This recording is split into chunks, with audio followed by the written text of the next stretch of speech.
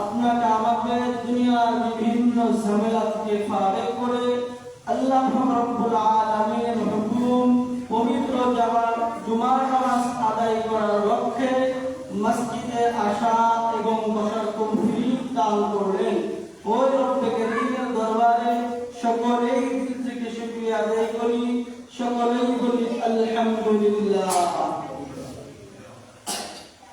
তো দেখো আল্লাহ রাব্বুল আলামিন অসংখ্য নিয়ামতের মধ্যে গুরুত্বপূর্ণ দিনের থেকে জুমার দিন অনেক বেশি গুরুত্ব। এই দিক থেকে আমাদের আজকে জুমার নামাজের দিন, এখন প্রায় সময় 1টা বাজে। এরপরে আমরা দুনিয়ার বিভিন্ন কাজে ব্যস্ত, এই জন্য মসজিদ এখনো পরিপূর্ণ হয়নি। অনেক সময় দেখা যায় কাজ যখন থাকে না তখন কিন্তু আমাদের মসজিদ পরিপূর্ণ হওয়ার পরে বাইরেও দাঁড়াইতে হয়, কথা বলেন ঠিক কিনা? অথচ দুনিয়ার কোনো মানুষ যদি আপনাকে আমাকে বলতো যে আজকে বটবিশ বাজারে গেলে তোমাকে 1000 টাকা কি দেওয়া হবে, হাদিয়া দেওয়া হবে অথবা পুরস্কার দেওয়া হবে, আমার সমস্ত কাজকে রেখে আমি বটবিশ বাজারে অংশগ্রহণ করতাম কিনা? কেন করতাম? যে আমার দুনিয়ার দিক থেকে 1000 টাকা আমার পকেটে ঢুকবে। অথচ রব্বে কারীম ডাক দিয়া বলেন, যে মালিক আপনাকে আমাকে সৃষ্টি করেছে, যে মালিকের সমস্ত কিছু দেওয়া নিয়ামতের মধ্যে আপনি আমি আছি।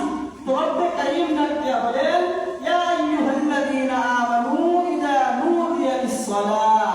রব্বে কারীম জুমার দিনের আযান যখন হয়ে যায়, রব্বে কারীম বান্দাদেরকে বলে দুনিয়ার সমস্ত কাজ জুমার দিনে করবা। যখন 12টা অথবা 12:30টায় আযান হয়ে যাবে, তোমাদের সমস্ত বেচা কিনা কি করে দেওয়া বন্ধ করে দিবা। তো রব্বে কারীমের কথা দুনিয়ার মানুষের থেকে ওজনে বা ওয়াইটে আপনার আমার কাছে দুর্বল মনে হইতেছে, কথা বলেন ঠিক কিনা? আমরা যদি গুরুত্ব দিতাম যে আমার মালিক ডাক দিয়েছে, এই জায়গায় আমার দুনিয়ার কাজকে প্রাধান্য দেওয়া যাবে না, তাহলে 1টা বাজার পরেও এখনো মসজিদ ফাঁকা থাকার কথা নয়। এই জন্য রব্বে কারীমের কথাকে আমরা যদি গুরুত্ব দিই, আল্লাহ তাআলা কাল কিয়ামতের ময়দানে আপনার আমার জায়গাও এমন গুরুত্বপূর্ণ মর্যাদার জায়গায় রাখবেন যে দুনিয়ার মানুষ আপনাকে দুনিয়াতে টিটকারি করতে পারে যে টুপিওয়ালা, পাঞ্জাবিওয়ালা, 2 দিনের নামাজ পড়নেওয়ালা, কিন্তু তারা যখন কিয়ামতের ময়দানে দেখবে যে রিকশা চালক, কৃষি শ্রমিক, মজুরি ছিল, তার কোনো দাম ছিল না, আল্লাহ তাআলা এমন এক আসনে বসায় দেবে, পুরা দুনিয়ার মানুষ তাকে দেখে আফসোস করবে। এই জন্য আল্লাহ তাআলার কথাকে আমরা গুরুত্ব দিব, রব্বে কারীমের যে সমস্ত ইবাদত, দিক নির্দেশনা, হুকুম মেনে আমরা চলব ইনশাআল্লাহ। তো আজকে যে বিষয়টা আলোচ্য বিষয়, সেটা হলো সূরা নিসার 26 নম্বর আয়াতে কারিমা আপনাদের সামনে আমি তেলাওয়াত করেছি। রাসূল আকরাম সাল্লাল্লাহু আলাইহি ওয়াসাল্লামের অসংখ্য থেকে একটি হাদিসে মুবারকা তেলাওয়াত করেছি। এই আয়াতে কারিমা এবং হাদিসকে সামনে রেখে দুই একটি কথা বলবো, এর উপরে আমরা যেন সবাই আমাল করতে পারি। এই জন্য রব্বে কারীমের কাছে দোয়া করা, রব্বে কারীম যেন তৌফিক দান করেন সকলকে, আল্লাহুম্মা আমিন। এই আয়াতে কারিমার মধ্যে আল্লাহ তাআলা 12টি জিনিসের কথা বলেন। কয়টি কথা বলতে হবে? কয়টি? 12টি জিনিসের কথা বলেন। এই 12টি জিনিস আমরা যদি মেনে চলতে পারি, তাহলে আল্লাহ তাআলার কথা রব্বে কারীমের কোরআনের ভাষা অনুযায়ী আমরা যদি ধারণ করতে পারি, তাহলে আমাদের জন্য কি হবে? ভালো কিছু আশা করা যায়। এই জন্য আমরা ভালো কিছু আশার লক্ষ্যে আল্লাহ তাআলার হুকুমের ক্ষেত্রে আমরা গুরুত্ব দিয়ে এই 12টি জিনিস শুনবো। এই 12টি জিনিস আপনার আমার ভিতরে কি করে নেব? লালন এবং গেঁথে নেব। তো আল্লাহ পাক রব্বুল আলামিন বলেন, ওয়া'বুদুল্লাহা ওয়া লা তুশরিকু বিহি শাইআ।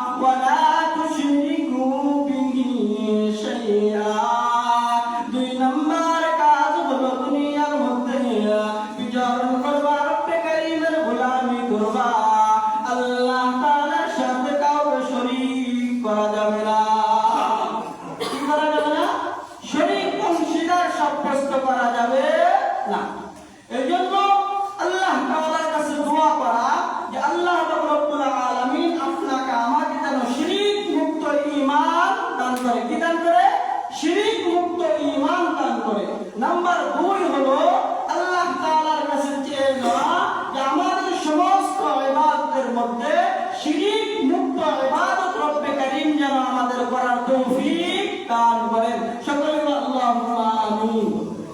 বর্তমান যে সময়ের মধ্যে আমরা অতিবাহিত করতেছি, এই সময়ের মধ্যে অনেক লোকই দেখা যায় আল্লাহ তাআলার সাথে কি করে? শিরক করে। যেমন বর্তমান সময়ে একটা জিনিস ভাইরাল, যারা মোবাইল চালান জানেন যে বাউল শিল্পী দুনিয়াতে আছে কিনা? কথা বলেন, আছে না নাই? আছে। এরা কিন্তু অনেক কথা বলে, আল্লাহ রাসূলের গুণ গায়, আবার মাঝে মাঝে দেখা যায় আল্লাহ রাসূল এবং আল্লাহ নিয়ে কটূক্তিও করে। এগুলা আমরা অনেকে জানি, অনেকে প্রতিবাদ করি না, অনেকে এটাকে কিছুই মনে করি না। এই জন্য তারা এমন এক পর্যায়ে চলে গেছে, এখন আল্লাহ তাআলাকে গালি দেয়, আল্লাহ তাআলাকে অস্তিত্ব তারা মানে না। যেরকম বেঈমান নাস্তিক যারা ঈমান নাই তাদের যেরকম বক্তব্য, এর সে জঘন্যতম বক্তব্য হলো বর্তমান সময়ের বাউল শিল্পীদের। কথা বলেন ঠিক না? এই জন্য এই সমস্ত বক্তব্য ইসলাম সাপোর্ট করে কিনা এটা আমাদের জানতে হবে। যেই জিনিস ইসলাম সাপোর্ট করে না, ইসলাম তাকে প্রাধান্য দেয় না, এই বিষয়ে যদি আমি কোনো ব্যক্তি, কোনো গোষ্ঠী সেটাকে সাপোর্ট করি, তাহলে এটাকে আমার জন্য ভালো কিছু হবে? বরঞ্চ আল্লাহ তাআলাকে গালি দিয়ে যেই পরিমাণ গুনাহ অপরাধ করেছে, যেই ব্যক্তি তাকে সাপোর্ট করবে, সহযোগিতা করবে, সেই পরিমাণ গুনাহ ওই ব্যক্তির আমলনামায় আল্লাহ তাআলা কি করবে? অটোমেটিক দান করবে। কিন্তু দেখা যায় এই বাউল শিল্পী গ্রেফতার হওয়ার পরে আমাদের অনেক মাথা মোটা, কি মোটা? মাথা মোটা, যাদেরকে আমরা বড় সড়ো মানুষ মনে করি, তারা তাদের বক্তব্য প্রকাশ করে যে এটা আমাদের গ্রাম বাংলার সংস্কৃতি। কি সংস্কৃতি? যে বাউল গান করবে, আমরা শুনবো, এটা গ্রাম বাংলার সংস্কৃতি। ইসলাম এবং ইমানদারের পরিচয়ে পুরো গ্রাম বাংলার সংস্কৃতি অশ্লীল কোনো কাজকে তারা সাপোর্ট করতে পারে? কথা বলেন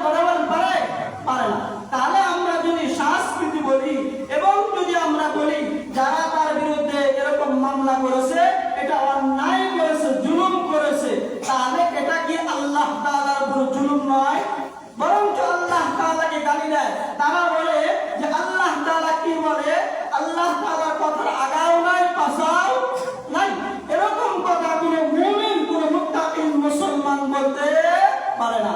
আর এই কথা যে বলবে, যদি আল্লাহ রাসূলকে গালি দেওয়ার জন্য কাউকে ফাঁসির মঞ্চে যাইতে হয়, তাকে হত্যা করার অনুমতি শরীয়ত দিয়ে থাকে, তাহলে আল্লাহ তাআলাকে গালি দিলে তার শাস্তি কম হবে না বেশি হবে?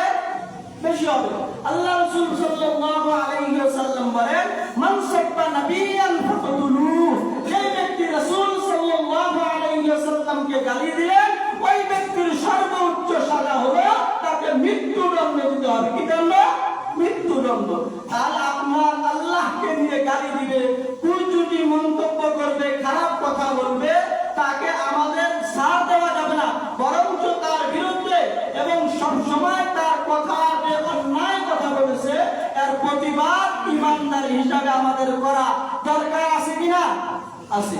এই জন্য মুমিন মুত্তাকিন যারা হবে তাদের ভিতরে ধারণ করতে হবে যে আমার আল্লাহ এবং রাসূলকে সমস্ত দুনিয়ার সমস্ত কাজ থেকে আমাদের প্রাধান্য দিতে হবে, তাহলে আপনি আমি প্রকৃত মুমিন হতে পারবো। এই জন্য রব্বে কারীমকে বাদ দিয়ে রাসূল সাল্লাল্লাহু আলাইহি ওয়াসাল্লামকে মাইনাস করে কোন ব্যক্তি, কোন গোষ্ঠী, কোন লোক যদি কোনো দিকে ধাবিত করে, তার দিকে কেউ যদি ডাকে, আমরা তার ডাকে সাড়া দিব না। ইসলামকে জবাই করে দিয়ে সংস্কৃতির নামে যারা কুসংস্কৃতি করতে চায় তাদের পিছে আমাদের থাকা চলবে না, বরঞ্চ আমরা থাকবো যেখানে আল্লাহ আছে, যেখানে গেলে রাসূলকে পাওয়া যাবে, যেখানে গেলে কোরআনের তেলাওয়াত পাওয়া যায়, যেখানে রাসূলের সুন্নাহ আঁকড়ায় ধরে, এই সমস্ত কথা ন্যায়ের পক্ষে তাদের সাথে আমরা চলবো, তাদেরকে আমরা সাপোর্ট দিব তো ইনশাআল্লাহ। ইনশাআল্লাহ। তো আল্লাহ রাব্বুল আলামিন এই আয়াতে কারিমার মধ্যে 12টি কথা বলেন। এর মধ্য থেকে আপনাদেরকে আমি বলছি, 1 নাম্বার ইবাদত করতে হবে কার? আল্লাহ। 2 নাম্বার আল্লাহ তাআলার সাথে শরীক করা যাবে না। নাম্বার 3 হলো ওয়া বিল ওয়ালিদাইনি ইহসানা। আল্লাহ রাব্বুল আলামিন কোরআনে হাকিমের মধ্যে লিখে বলেন, হে দুনিয়ার মানুষ, তোমরা দুনিয়ার মধ্যে তোমাদের পিতা মাতার সাথে সুন্দর আচরণ, সুন্দর আখলাক করবা। অনেক সময় দেখা যায় ছেলে যখন বড় হয়ে যায়, এরপরে পিতা মাতার সাথে বইয়ের কারণে, বিভিন্ন কারণে অনেক সময় খারাপ আচরণ করে। এই জন্য রব্বে কারীম এই আয়াতে কারিমার মধ্যে জানান, ওয়া বিল ওয়ালিদাইনি ইহসানা। হে দুনিয়ার মন্দার মুসলমান, তোমার পিতা মাতার সাথে সুন্দর আচরণ করবা। তার নাম্বার 3 হলো আল্লাহ তাআলা বলে একমাত্র ইবাদত করতে হবে আল্লাহ তাআলা। 2 নাম্বার আল্লাহ তাআলার সাথে শরীক করা যাবে না, শিরিক করা যাবে না। নাম্বার 3 হলো আমাদের পিতা মাতার সাথে সুন্দর আচরণ করা লাগবে। কি আচরণ? সুন্দর আচরণ। এখন আমাদের আচরণ কেমন? দেখা যায় বাবা বয়স্ক হয়ে গেছে, মা বৃদ্ধা হয়ে গেছে, যদি কোনো কথা বলে আমরা কি বলি, তার বয়স হয়ে গেছে, এদের কথা কোনো ভিন্ন আছে, এদের মাথা নষ্ট হয়ে গেছে। কথা বলেন ঠিক কিনা? এই জন্য পিতা মাতার সাথে তাদের বয়স হয়ে যাক, তাদের স্ট্রোক ঢিলা হয়ে যাক, এরপরে পিতা মাতার যে সম্মান, এই সম্মান আপনাকে দিতেই হবে। কারণ আল্লাহ তাআলার হুকুম। কার হুকুম? আল্লাহ তাআলার হুকুম। আপনার আমার হুকুম নয় যে মানলে মানলাম, না মানলে না মানলাম। কারণ এই হায়াতের জিন্দেগি অল্প কিছুদিন, এরপরে যে জিন্দেগি আসবে, এই জিন্দেগির মোকাবেলা করার জন্য আপনি যদি এই জিন্দেগির মধ্যে আল্লাহ তাআলার হুকুম না মানেন, তাহলে আল্লাহ তাআলার সাথে কথোপকথন, মোলাকাত এবং মোকাবেলা করার জন্য প্রস্তুত হয়ে যান। এই জন্য এই প্রস্তুতের জন্য আমরা কেউ সম্মুখীন না এবং পারবো না। অতএব আল্লাহ তাআলার হুকুম, পিতা মাতার সাথে আমরা ভালো ব্যবহার করব ইনশাআল্লাহ। নাম্বার 4 হলো ওয়াজালিল কুরবা, এবং আমাদের প্রতিবেশী আত্মীয় স্বজন যারা আছে, কি আছে? আত্মীয় স্বজন, তাদের সাথে আমাদের কি করতে হবে? সুন্দর আচরণ করা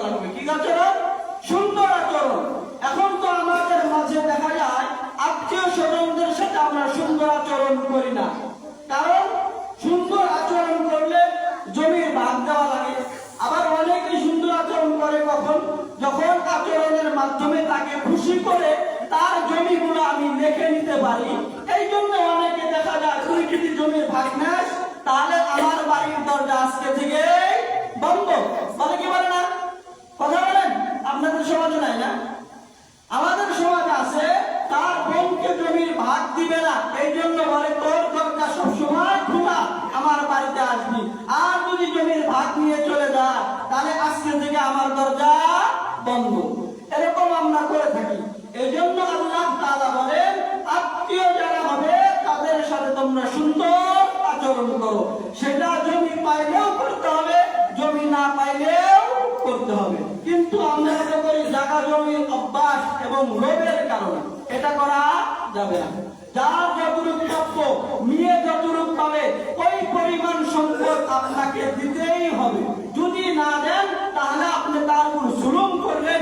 কাল কিয়ামতের ময়দানে বান্দার হক নষ্ট করার কারণে রব্বে কারীমের দরবারে দাঁড় হইতে হবে। আল্লাহ তাআলা আপনাকে মাফ করবে না যতক্ষণ পর্যন্ত বান্দা যদি মাফ না করে। এই জন্য খেয়াল রাখবেন, আমাদের যারা বোন আছে, যারা ভাই আছে, বড় ভাই ছোট ভাইদেরকে জায়গা না দেওয়া, ছোট বোন বড় বোনকে জায়গা না দেওয়া। অনেক সময় টাকা পয়সা বেশি থাকার কারণে যারা দরিদ্র অসহায়, টাকা কম থাকার কারণে, শক্তি কম থাকার কারণে অনেক জায়গাতে তারা কি হয়, লাঞ্ছিত এবং অপমানিত হয়। কথা বলেন ঠিক না? এই জন্য আমরা খেয়াল করবো, আমরা যার যার হক একেবারে সুন্দরভাবে বন্টন করে দিব। আল্লাহ তাআলা বলেন আত্মীয়তার সম্পর্ক তোমরা সুন্দর আচরণ এবং ব্যবহার করো। নাম্বার 4 গেল। নাম্বার 5 ওয়াল ইয়াতামা ওয়াল মাসাকিন। আল্লাহ রাব্বুল আলামিন বলেন তোমাদের সমাজের মধ্যে অনেক এতিম মানুষ পাওয়া যায়, অনেক এতিম বাচ্চা কাচ্চা পাওয়া যায়, অনেকের বাবা মারা যায়, অনেকের মা মারা যায়। ওই এতিম সন্তানের সাথে তোমাদের উত্তম আচরণ ব্যবহার আখলাক তাদের সাথে করবা। নাম্বার 6 ওয়াল মাসাকিন। আল্লাহ রাব্বুল আলামিন বলে এলাকার মধ্যে অনেক অসহায় দেখা যায়, অনেক লোক দেখা যায় অসহায় দরিদ্র তোমার কাছে সাহায্যের জন্য আসে। মাসাকিন মিসকিন যারা তারা তোমার কাছে হাত পাতে, অনেক সময় তুমি লাঞ্ছিত এবং বেইজ্জতি করে তোমার দরবার থেকে পালা দাও। আল্লাহ রাব্বুল আলামিন বলেন এই সমস্ত মিসকিনদের সাথে তোমার উত্তম আচরণ করবা।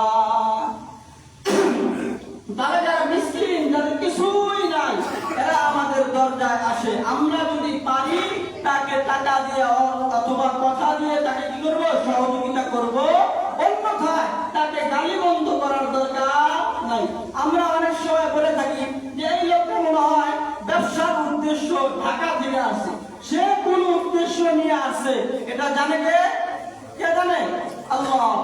আমি যেহেতু জানি না, অতএব আমার অন্য তার ব্যাপারে কোনো কুমন্ত্রণা, কুধারণা তৈরি করা যদি আমি সঠিক না হই তাহলে আল্লাহ তাআলা আমাকে কি করবে, গুনাহগার হিসাবে সাব্যস্ত করবে। আর আমি যদি তাকে 2 টাকা 5 টাকা দিয়ে বিদায় দিতে পারি, আমার কি লস হবে? আমার লাভ হবে। অতএব সে কোন উদ্দেশ্য আসলো, কি জন্য আসলো, এত জিজ্ঞাসাবাদ, এত জেরা করার কোনো দরকার নাই। 2, 4, 5 টাকা দিয়ে আমরা তাকে কি করে দেব, বিদায় করে দেব সন্তুষ্ট চিত্তে। এজন্য আল্লাহ রাব্বুল আলামিন 6টি কথা বললাম। 1 নাম্বার আল্লাহ তাআলার সাথে ইবাদত করতে হবে, আল্লাহ তাআলা। নাম্বার 2 রব্বে কারীমের সাথে কারোর সাথে কি করা যাবে না, শিরক করা যাবে না। নাম্বার 3 হলো যে পিতা মাতার সাথে সুন্দর আচরণ করা লাগবে। নাম্বার 4 যারা আমাদের আত্মীয় স্বজন আছে তাদের সাথে আমরা সুন্দর আচরণ করব।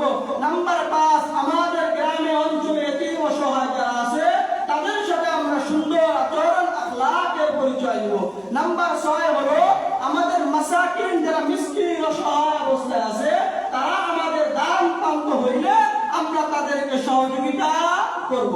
নাম্বার 7 আল্লাহ তাআলা বলেন ওয়াজারিল কুরবা ওয়াজারিল জুনুব। আল্লাহ তাআলা বলেন অনেক প্রতিবেশীদের যত আছে, প্রতিবেশীর সাথে অনেক আত্মীয়র সম্পর্ক হয়। অনেক সময় দেখা যায় এই ব্যক্তি আমার আবার আমার দাদা লাগে, আমার খালু লাগে, আমার ফুফা লাগে, এরকম সমাজের মধ্যে আছে, তাদের সাথেও তোমরা উত্তম আচরণ করবা।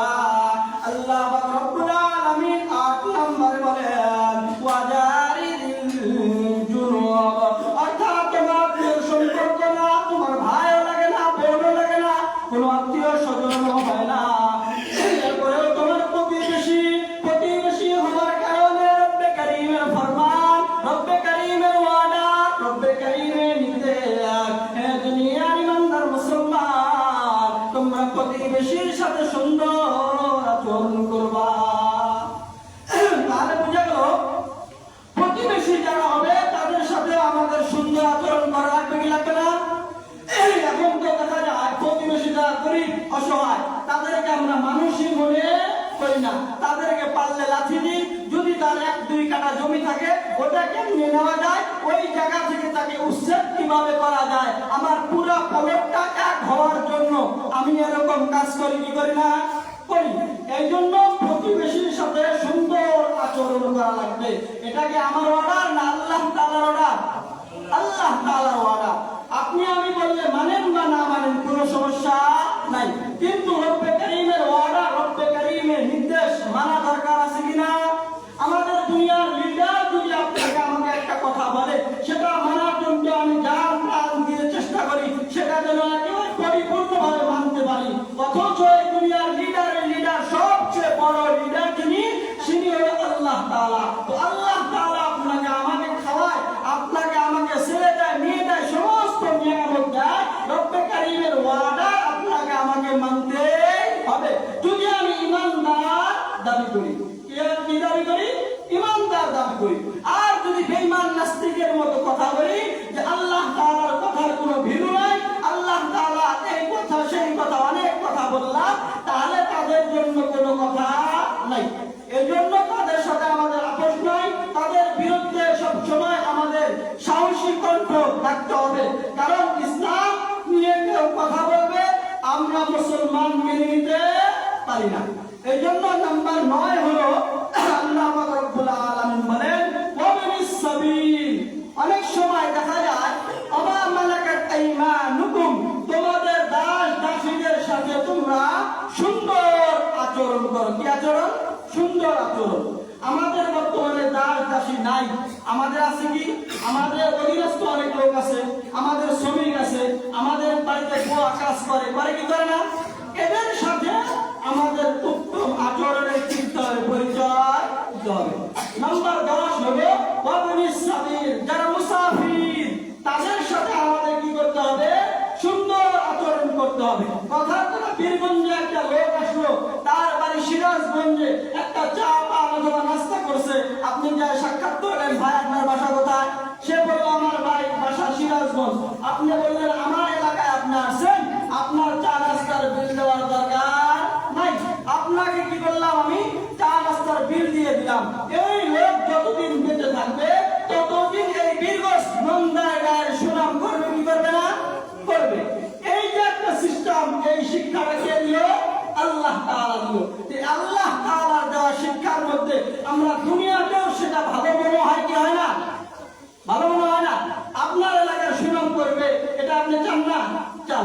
এই জন্য এরকম যদি আপনি আমি করি তাহলে দেখা যাবে মুসাফির যখন আসবে আমাদের সহযোগিতার কারণে এই সুনাম পুরো বিশ্বে পৌঁছে যাবে। নাম্বার 11 হলো যারা আমরা কি করি? ঠাকুরগাঁও হোক, বীরগঞ্জ হোক, এই জায়গা থেকে আমরা অনেক সময় ঢাকাতে সফর করি কি করি না? আমাদের সাথী সঙ্গী থাকে কি থাকে না? আমাদের পাশের সিটে আরেকজন থাকে, সে অন্য জায়গার হতে পারে। এই সাথীর সাথেও আল্লাহ তাআলা বলে তোমাদের সুন্দর এবং আখলাক, সুন্দর আচরণ তার সাথে করবা। নাম্বার 12 হলো ইন্নাল্লাহা লা ইউহিব্বু মান কানা মুখতালান ফাখুর। তোমরা দুনিয়ার জমিনের মধ্যে ফখর, অহংকারী, তাকাব্বুরির কারণে মানুষকে মানুষ মনে করো না, এরকম কাজ করবা না। কারণ আল্লাহ তাআলা কোনো অহংকার, ফখর, তাকাব্বুরি ব্যক্তিকে পছন্দ করে না। এই জন্য আমরা 12 নম্বর কথা খেয়াল রাখবো, আমাদের একটু টাকা হলে আমাদের নিচে আর মাটি থাকে না। আমরা সবাইকে ছোট বড় গরিব ধনী সবাইকে সম্মান করব, শ্রদ্ধা করব। ইজ্জতের মালিক হলো আল্লাহ আল্লাহুম্মা আমিন। যাই হোক, সময়